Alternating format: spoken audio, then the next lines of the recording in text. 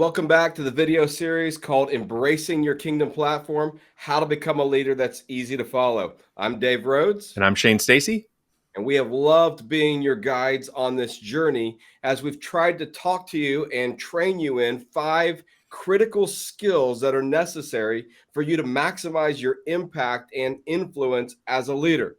We introduced you to the leadership star that starts with vision, this idea of where it is that we are going. We talked about voice. This is about who it is that we're going to lead, how to lead the right people, not just lots of people. We talked about vocabulary. What are we going to do? What's it look like? What is it that we're going to try to learn? Voyage. Here's what the journey's going to be like. And we talked about moving people through the dip. And with that, Shane, now we're ready to talk about vehicles. It's the last part of the leadership star. And by the way, when you join all these things together, it creates a star that, stars easy to follow kind of piece. So vehicle is the 5th component. You and I do a lot of traveling. We use lots of different kinds of vehicles to get to where we need to get to. And this is where we're going to pick up vehicle in the journey. So let's talk about travel just for a moment. Me and you, depending on where we're going, we might use several different vehicles to get there. Sometimes we use a plane. Right. Sometimes a little Uber Mini Coupe, right? Right. Yeah. Sometimes a car. That's usually a rental car that we get, right? Right. Sometimes when, I'm get to the Atlanta airport, I got to get a golf cart from where I park my car to get into the airport. That's another vehicle. Or, I've got to get on a train to go from one terminal to the other. So just in one trip, I might use 4 different kinds of vehicles. Right. But the key, and this is what this session is all about, is knowing what's the right vehicle for the journey that we're taking. Because if you try and use the same vehicle all the time, think about it this way. I love being on a plane when I'm going from Atlanta to Dallas. But a plane doesn't work very well to get me from the airport to my home. It'd be kind of inconvenient for me to land the plane in the neighborhood, right? Right. What I need is a car. Right. Sometimes what I need is a bicycle to get right. to where I need to get to. So where we're going and who we're taking helps us identify what's the vehicle that we need to get into to get to our desired destination, or what are the couple of vehicles that we need to use. So here, we're going to go back again to Jesus, because Jesus does this remarkably well. We're going to think about the vehicle, and in this session, we're going to bring it all together, give you a worksheet to help you every time you're leading to fill out using the leadership star that can help you focus and maximize your impact and influence. Yeah, and Dave, this is, as we step into this and look at Jesus again, we don't have a specific text that we want to take you into, but I want us to again think about the life of Christ. And if you think about the life of Jesus, and we've been saying that all along the way, not just looking, at the words of Jesus, but we start looking at the way that Jesus trained and developed, you actually start to see Jesus had multiple vehicles. He had different kind of, we're going to call social spheres in which he was engaging people in. Of course, you can think of the crowds, and that's usually probably where our minds go to the most when we think of, it's the Sermon on the Mount, it's the crowds that gathered, they were pushing in, they were going to crush him and things. And there were different things that Jesus was doing with the crowds. He knew he could inspire the crowds. He could teach in the large crowds. But then we also see that Jesus had the 72. That we saw there in Luke chapter 10. And we see that kind of space, what he's doing with the 72. He's training with them. We see them gathered in certain places along the way. But then you also see, of course, the 12, and we're all real familiar with the 12 and what Jesus is doing with his disciples, that he's giving the most amount of his time to. He's spending lots of different time with them throughout the journey. And then we see the 3, and Peter, James, and John. And it's really interesting, again, when you see what's happening with Peter, James, and John. With Peter, James, and John, Jesus is actually taking them sometimes into some of his most intimate moments. I think the Mount of Transfiguration, before he's getting ready to, go to the cross, and there's just kind of those last couple months, Jesus is pulling those three up again with him. Or in the Garden of Gethsemane, when he's at his lowest point, Jesus is pulling the three of them close. Other times, he's revealing to them things that he's not maybe revealing to everybody else, like, hey, come with me as I raise this dead girl. And so we see Jesus interacting and functioning between these four different groups, and he's expecting or anticipating different things, or he's engaging in different ways as he's discipling. He doesn't use just one vehicle. He's not just working with the crowds. He's not just in a space with the 72, or sometimes what we call oikos, that family side of things. So there's different benefits that we want to look into here. And again, we describe this as social spaces. And so, Dave, where does this come from? We've seen it in Jesus. Where does this come from, and how do we make this useful as we think about the leadership star? Yeah, so this idea of social spaces was popularized by Joseph Myers in his book called The Search for Belonging. And if you haven't read that book, I encourage you to read that and talk about that. And Joseph Myers basically said people, to have a sense of belonging, need to actually find connection in four different spaces. Also, another great resource on this is the Dandelion Group with Alex and Hannah Absalom. They just have done some incredible work on this. Some of the stuff that we're going to share with you here comes from the work that they've done as well, Joseph Myers. But Joseph Myers says people need to connect in four different spaces. And here's the spaces, and then we can talk about what they best deliver. The first one is what we call public space. This is, a group of over 100. And in this space, it best delivers things like inspiration, proclamation, momentum. You can think about this as Sunday morning. That's what Sunday morning is best capable of delivering. It's inspiration, proclamation, momentum. And we need that space in our lives to help us grow. So this is public space. Second space then would be social space. This is 20 to 70 people. Like Shane said already, this is a kind of missional family, what we call oikos. Think about extended family, the aunts, uncles, cousins, brothers. That's, Thanksgiving is a great, kind of idea for social space. It's where mission and practice and training happens. Great space for training because you can break people up and you can have them try some things. What we say about social space is it's big enough to care, but small enough. I mean, big enough to dare, but small enough to care. In a group of 20 to 70, you're going to find some people who are like you. You don't have to connect with everyone to connect with someone. And it's big enough that when you go somewhere, you do something, it makes a little bit of disturbance. So social space is the 20 to 70. Thirdly, we've got personal space. This is 7 to 12. This is great for support and challenge and closeness. This is a great place for discipleship to happen. You've got a group that is small enough to really get intimate on some things, but also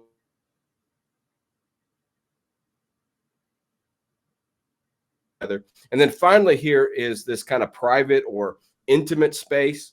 That's the fourth space here. That's 1 to 3 people. This is great for transparency, intimacy, accountability. Another great space for discipleship to happen so that you can speak honestly with one another and hold people accountable. Again, you see this in Jesus's life, the 3, the 12, the 72, and the public. And what we want to say here is that as a leader now that you are calling people onto the journey, what's the right space for you? And that may change over time, but with the group of people that God's revealing to you and the vision that you have, do you need, an intimate space? You're just going to get a triad of people, 1 to 3 people. Do you need a more small group or huddle, which is 7 to 12 people, a vehicle that will help you with that kind of personal space? Do you need a vehicle to help you with the social space because you're trying to reach your neighborhood and you're going to have 20 to 50 people that are going to be in your house, but you need a vehicle for social space? Or do you need one for public space because you're reaching over 100 people? Well, this is where we want to make some decisions, right, Shane? Yeah, this is big because each of these spaces have things that they best deliver, but they also have limitations to it, right? And I think one of the mistakes that we often see, and then leaders, I think, often face is you immediately, all of us want more, right? So because we want more, we want to repeat or multiply the public space. And yet there's, again, we're naming, there's things that it's great at. It's great at inspiration. It's great at proclamation. It's great at building momentum. But it's not going to do so well on training. It's not going to do so well on development. It's not going to do so well on getting into some of the things that we've talked about in the leadership star of where's that person at in the big space. I don't know. I can give them information, I can inspire them, but I don't really know where that person at. I don't know if they're what they're experiencing. Are they moving through the dip or not?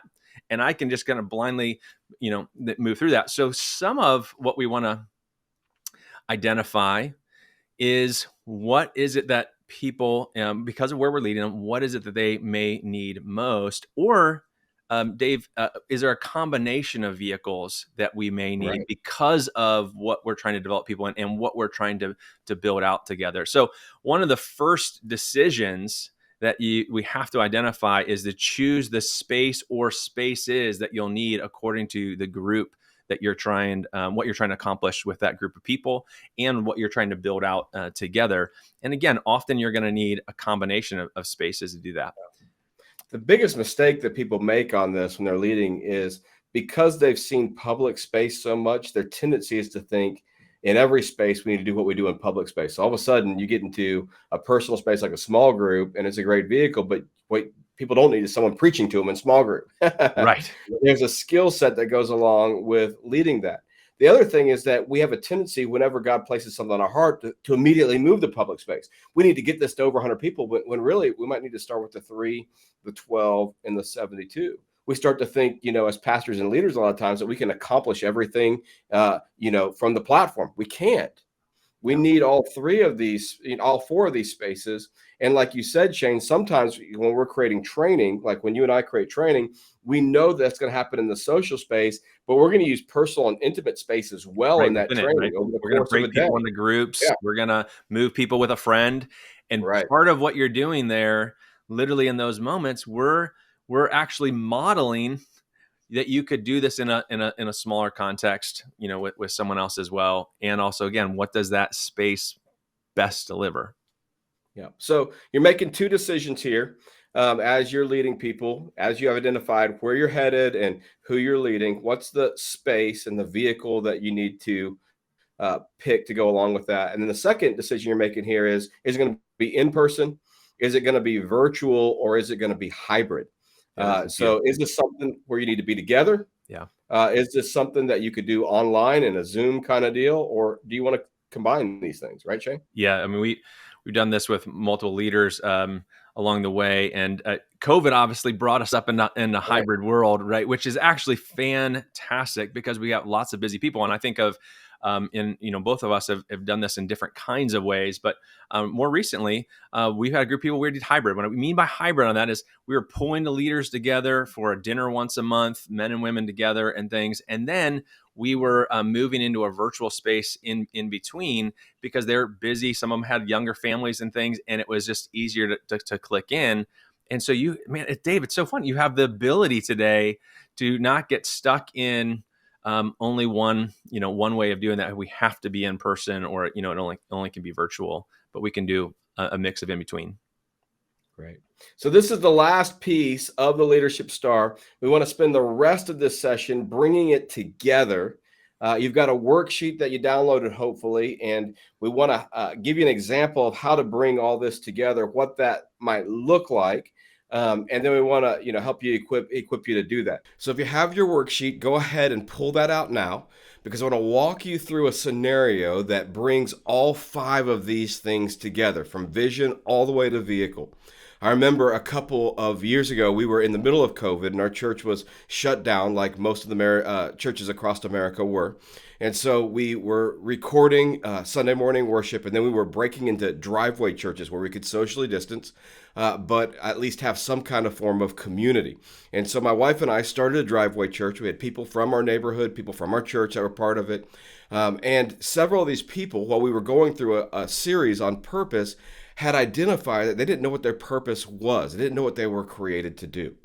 And so I took this time to invite several of them into a deeper relationship for discipleship. And I used the Leadership Star tool to help me do it. I want to walk you through that so you can see the way these 5 things play together, even into a invitation toward discipleship. So let's just play as if I'm inviting Tom into a disciple making relationship. And so I pull Tom aside and say, hey, Tom, I know in the times that we've had together here, you've voiced several times that you would love to know what your purpose is. I want to tell you, I can help you find that. So many times we spend our lives with all the things that we can do, but we don't know what is the one thing that we must do with our life. Tom, I can help you on a journey that I can take you on a journey that will help you find that, name that, and not only do that, align your life more with what it is that you're called to do. That's vision. Voice. Tom, the reason I'm having this conversation with you is because, we've been part of this Driveway Church and I've enjoyed getting to know you. We've kind of cultivated a relationship here, and I just kind of sense maybe that God's bringing us together for a season. There's no pressure on this. I'm going to be inviting several other people to be part of a group that we're going to be starting to help people discover their purpose. There's no pressure, but there's an incredible invitation. So I sense that maybe for this next season, I'm supposed to invest in you for a little bit and would love to do that. That's voice. Vocabulary. We're going to be going through this thing that we call unique. It's a process that has lots of different tools on it and assessments. We're going to be walking through this together. It's a 12-week journey to help you understand your what and your why, what it is you're called to do and why you're called to do it. It's a 12-week journey to help you understand your how and how do I do this and when am I successful and where am I headed. And so I would love to have you be part of this whole thing, but it's the unique journey that we're going to be part of, and that's vocabulary. Voyage. Now, I got to tell you, Tom, in this, it's not going to be easy. There's going to be some ups and some downs. There's going to be some things that, you go through that I'm going to press you into that are some discovery things that might be difficult at times. But I can tell you at the end of this thing, it's going to be totally worth it. Hey, Cameron, come over here and talk about the time that we went through Unique together and tell Tom here for a moment what that was like. And then Cameron will come and share the story about how, man, there were moments where I was overwhelmed. I didn't know what to do, but Dave coached me through it. And man, on the other side of this, here's the clarity that I have. That's voyage. Vehicle. So I'm going to be starting this cohort. It's Sunday night at 8 p.m. There'll be about 10 or 12 of us in this online group. It's going to meet from 8 to 9:15 every Sunday night virtually, but it's an invitation into life. So we're going to be doing lots of life together. There'll be times that invite you over to the house just to hang out or different things like that.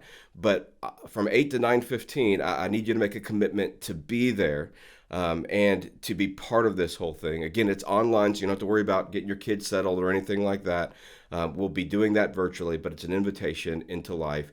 I can't invest in everyone in our church, but I do choose 8 to 12 people that I want to invest in each year, and I'd love for you to be a part of it, but it's going to be Sunday night at 8 p.m. That's vehicle. So I hope you see the way that when we bring these things together, they create an opportunity to be someone who is easy to follow. If any one of them is missing, it'll be harder to follow me. But when they're all put together, they create an on-ramp that allows someone to follow you in a way that will be effective. Fantastic. Here's what we want you to do as we kind of pull this together. Want to encourage you to take this Catalytic Conversation worksheet and pull everything together that we've been walking through and create maybe I just call it a narrative. It's like it's your first pitch. It's not because we're not doing this because we want it to be wooden in any kind of way, but there is, like everything we said in training, there is a sense of practice, and there'll be a greater confidence if you've walked through and said, I've got a clarity of who I'm trying to invite into this. What's the vision I'm calling them to? Can I tell them a little bit about the process, or or what we'll be engaging in on the vocabulary, what the journey will be like, and then this is the vehicle. This is the kind of the space that they can expect on that. So, want to encourage you to walk through that and kind of build that out together, and even share it with someone. If you've been going through this with another group, even share that with someone along the way. And then I double dog dare you. I double dog dare you to find someone that God's that one of those persons of peace, and ask them. Have that catalytic conversation with them and see what God might do. Yeah, so we've had a great time being with you on this journey. This is a tool that you can use all the time. It's not a one-time tool; it's an all-the-time tool. Especially if you're in communication, this is a great thing to just say, "Hey, have we checked all these boxes before we send this email out, or before we make this announcement?" If you're training people on announcements at your church, this is a great thing to lead them through, to think about how to create a 1-minute announcement. If you're doing something on Facebook, or that you're just trying to do a 1-minute video on, does it check all the boxes? So this is a tool. Again, picture mirror window. We hope it opens up your eyes to how to lead in all kinds of different ways. So again, I'm Dave Rhodes, and this is Shane Stacey, and we have enjoyed bringing you through this journey. We hope you found it helpful. You can find us at clarityhouse.us, clarityhouse.us, if you want to continue conversation. And we look forward to you being the leader that's easy to follow. And we are so thankful that you've invested in this journey. And we can't wait to hear your stories about how God uses you to lead.